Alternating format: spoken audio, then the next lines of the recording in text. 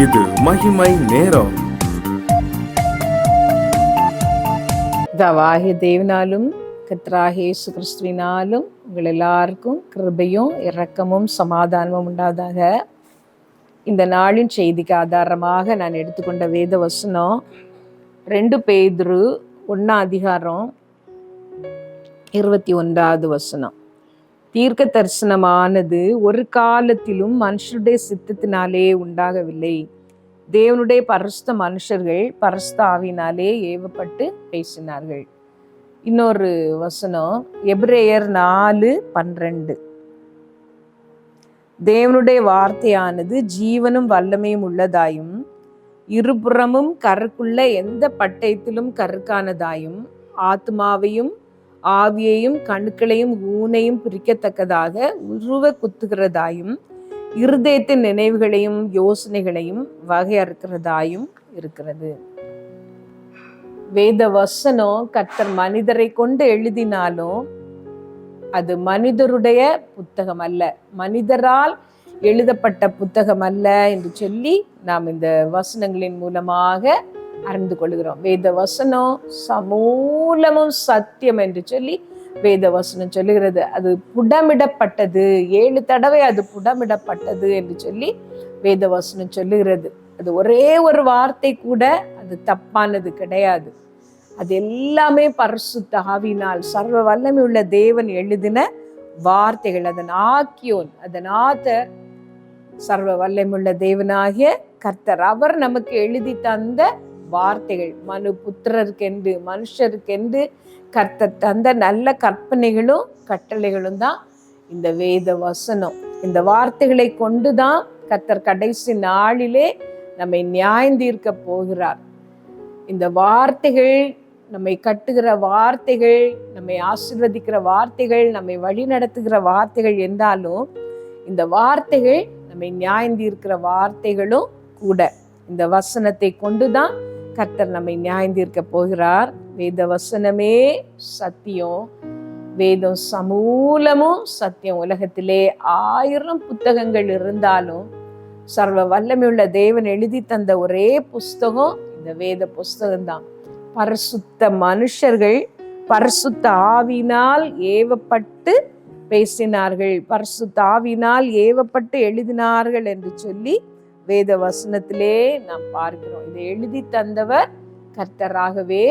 எப்படி ஒரு விலையேறப்பெற்ற ஒரு காரியத்தை நாம் பெற்றுக்கொள்வோமோ, அதிக முக்கியமான ஒருவர் நமக்கு தருகிற ஒன்றை நாம் எவ்வளவு ஜாக்கிரதையாக பெற்றுக்கொண்டு அதை பாதுகாப்போமோ, அதே போல கர்த்தருடைய வார்த்தைகளையும் நாம் பாதுகாக்க வேண்டும். கர்த்தருடைய வார்த்தைகளையும் நாம் நேசிக்க வேண்டும், அதை பெற்றுக்கொள்ள வேண்டும். இந்த வார்த்தை அவ்வளவு முக்கியமானது ஆனதினால்தான் பிசாசானவன் இந்த வார்த்தைகளை, வேதத்தை அவ்வளவாக அவன் எதிர்க்கிறான். இதை விரோதிக்கிறவர்கள், இதற்கு விரோதமானவர்கள் எழும்பும் பொழுது நாம் செய்ய வேண்டிய ஒரு காரியம், கர்த்தருடைய வேதத்தை எதிர்க்கிறவர்கள் மனம் திரும்பும்படியாக, அவர்கள் அழைக்க தேடின அந்த விசுவாசத்தை கட்டுகிறவர்களாக மாறும்படியாக நாம் ஜெபிக்கலாம், நாம் ஜெபிக்க வேண்டும். இந்த வேதத்தை முக்கியமான ஒரு புஸ்தகமாக அவர்களுக்கு நாம் சொல்லித்தர வேண்டும்.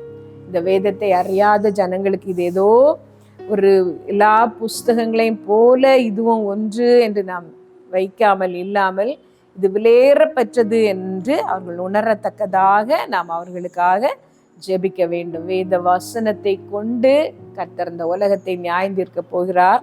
இந்த வேத வசனத்தை கொண்டு கர்த்தர் நம்முடைய இந்த வாழ்க்கையையும் மறு உலக வாழ்க்கையும் அவர் ஆசீர்வதிக்கிறார் என்று சொல்லி நாம் மற்றவர்களுக்கு சொல்லி தருவதிலே நாம் ஜாக்கிரதையாக இருக்க வேண்டும். வேதத்தை நேசிக்கிறவர்களுக்கு மிகுந்த சமாதானம் உண்டு, அவர்களுக்கு இடரல் இல்லை என்று சொல்லி வேத வசனம் சொல்லுகிறது.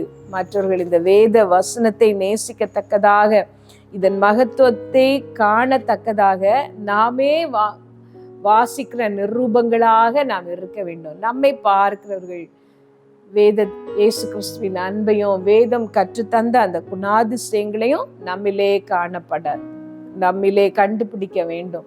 அப்படி நாம் மாறும் பொழுது நம்முடைய வாழ்க்கை ஒரு நிருபமாக, ஒரு புத்தகமாக மற்றவர்கள் வாசிக்கிற ஒரு நிருபமாக மாறும் பொழுது ஆண்டவரை அறியாதவர்கள் ரட்சிக்கப்படுவார்கள். வேதத்தை எதிர்க்கிறவர்கள், வேதத்தை நேசிக்காதவர்கள் கர்த்தரை கண்டு கொள்வார்கள்.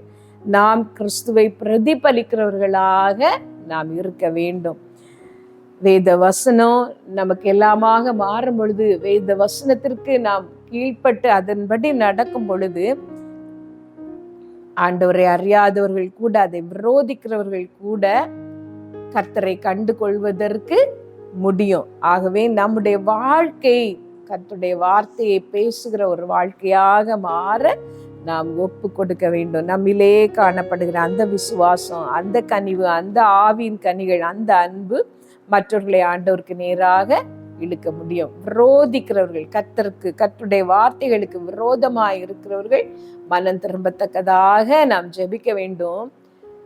அவர்கள் நம்மிலே கிறிஸ்துவை காணத்தக்கதாக நம்முடைய வாழ்க்கையை நாம் மாற்றிக்கொள்ள வேண்டும். உங்கள் வீட்டிலே இருக்கிறவர்கள், விசேஷமாக ஆண்டவரை நம்பாதவர்கள், ஆண்டவருடைய வார்த்தைகளை நம்பாதவர்கள், நீங்கள் மட்டும்தான் ரட்சிக்கப்பட்டு உங்கள் குடும்பத்திலே ஆண்டவரை ஏற்றுக்கொண்டவர்களாக இருக்கிறீர்கள், நீங்கள் மட்டும்தான் ஆண்டவரை தேடுகிறவர்களாக, வேதத்தை வாசிக்கிறவர்களாக இருக்கிறீர்கள், மற்றவர்கள் இன்னும் கர்த்தருடைய வேதத்தின் மகத்துவத்தை அறியவில்லை, அவருடைய வார்த்தைகளை அவர்கள் அறியாமல் இருக்கிறார்கள் என்று சொன்னால், உங்களையே நீங்கள் நல்ல நடக்கையினாலே வெளிப்படுத்த வேண்டும். இயேசு கிறிஸ்துவின் அன்பு, இயேசு கிறிஸ்துவின் குணாதிசயங்கள் உங்களிலே வெளிப்பட வேண்டும். கர்த்தர் உங்களை அவ்வளவு கடினமான சூழ்நிலையிலே அவர் வைத்திருக்கிறார் என்றால் உங்கள் மேல் ஒரு நம்பிக்கை இருக்கிறது. உங்கள் நல்ல நடக்கையினாலே உங்கள் கணவர் அல்லது உங்கள் மனைவி, இல்லை உங்கள் பிள்ளைகள் மாறுவார்கள், அவர்கள் விசுவாசிக்கிறவர்கள் ஆவார்கள் என்று சொல்லி கர்த்தர் ஒரு எதிர்பார்ப்போடு உங்களை அந்த இடத்திலே வைத்திருக்கிறார். உங்கள் பள்ளிக்கூடத்திலேயா இருக்கலாம், நீங்கள் வேலை பார்க்கிற ஸ்தலத்திலேயா இருக்கலாம், இல்லை உங்கள் வீட்டிலேயா இருக்கலாம். கர்த்தரை எதிர்க்கிறவர்கள் உங்களோடு கூட இருக்கிறார்கள் என்றால் நீங்கள் செய்ய வேண்டிய ஒரு காரியம், நல்ல நடக்கையை காட்டும்படி உங்கள் வாழ்க்கை ஒரு நிருபமாக கர்த்தருடைய வார்த்தைகளுக்கு கீழ்ப்படிந்து நடக்கிற ஒரு வாழ்க்கையாக மாற வேண்டும். இதை கேட்கிற நீங்கள் ஒரு நிமிடம் உங்கள் கண்களை மூடி ஆண்டவருடைய சமூகத்திலே உங்களை ஒப்பு கொடுத்து ஜெபிங்கள். இயேசுப்பா, ஒரு கடினமான ஒரு சூழ்நிலையிலே நான் வைக்கப்பட்டிருக்கிறேன். வேதத்தை தேவனுடைய வார்த்தையாக ஏற்றுக்கொள்ளாத ஜனங்கள் நடுவிலே, மனிதர்கள் நடுவிலே நான் வைக்கப்பட்டிருக்கிறேன்.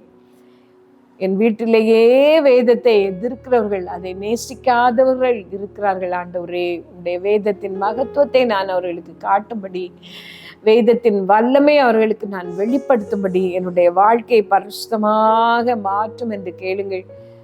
கடினமான சூழ்நிலைகள், சந்தர்ப்பங்கள் என் வாழ்க்கையிலே, என் குடும்பத்திலே வரும்பொழுது, அப்பொழுதெல்லாம் கிறிஸ்துவை பிரதிபலிக்கிற ஆவியின் கனிகளை தருகிற ஒரு பாத்திரமாக என்னை மாற்றும் என்று சொல்லி கேளுங்கள். இன்னும் கூடுதலான மனத்தாழ்மை, இன்னும் கூடுதலான பொறுமை, இன்னும் அதிகமான அமைதி, சாந்த குணம் நீர் எனக்கு தாரும் ஆண்டவரே என்று சொல்லி கேளுங்கள். இச்சையடக்கமான ஒரு இருதயத்தை எனக்கு தாரும். என்னிலே உம்மை காணத்தக்கதாக, என்னை மற்றவர்கள் வாசிக்கிற ஒரு நிருபமாக கிறிஸ்துவின் வார்த்தை என்னிலே பிரதிபலிக்கும்படி என்னை நீர் மாற்றும் என்று சொல்லி கேளுங்கள். சர்வ வல்லமையுள்ள எங்கள் நல்ல தகப்பனே, இந்த நல்ல வேளைக்கு ஆய்வை நாங்கள் ஸ்தோத்திரிக்கிறோம். வேதத்தை நேசிக்காத விரோதிக்கிற ஜனங்கள் நடுவிலே வைக்கப்பட்டிருக்கிறவர்களுக்காக நாங்கள் ஜெபிக்கிறோம். ஆண்டவரே, அவர்களுக்கு அதிகமான உம்முடைய பலனை கொடும் ஏசப்பா. மற்றவர்களையும் இந்த வேதத்தை நேசிக்கத்தக்கதாக மாற்றும்படி, வாழ்க்கை பேசத்தக்கதான நல்ல வாழ்க்கைகளை உம்முடைய பிள்ளைகளுக்கு கொடும் ஏசப்பா. அந்த துன்மார்க்க உள்ளையிலே விழுந்து விடாதபடி உம்முடைய பிள்ளைகளை விசேஷமாய் நீர் பாதுகாத்து கொள்ள அந்த நாளிலே கர்த்தாவே, வேதத்தை வெறுக்கிற ஜனங்களுக்காக நாங்கள் எல்லாரும் இணைந்து ஜெபிக்கிறோம். வேதத்தை எரிகிற ஜனங்கள், வேதத்தை அவமாய் பேசுகிற ஜனங்கள், வேதத்தை மதிக்காத ஜனங்களுக்காக நாங்கள் ஜெபிக்கிறோம் கர்த்தாவே. அப்படிப்பட்டவர்கள் எல்லாம் திருந்தத்தக்கதாக, மனம் திரும்பத்தக்கதாக அவர்களுக்கு ஒரு தருணத்தை நீர் கொடுக்க நாங்கள் ஜெபிக்கிறோம் ஏசப்பா. அந்த கடின இருதயங்கள் திறக்கப்படட்டும், உடையட்டும், சம்மட்டியை நொறுக்கும், கண்மலையை நொறுக்கும் சம்மட்டியை போன்ற உம்முடைய வார்த்தைகளை கொண்டு அந்த இருதயங்களை நீர் உடைத்தரணும் ஆண்டவரே. அழிக்க தேடின விசுவாசத்தை கட்டுகிறவர்களாக அவர்களை மாற்றும். உடைய கரத்திலே தந்து ஜெபிக்கிறோம், இயேசு நாமத்துல கேட்கிறோம் ஜீவனுள்ள எங்கள் நல்ல பிதாவே, ஆமென்.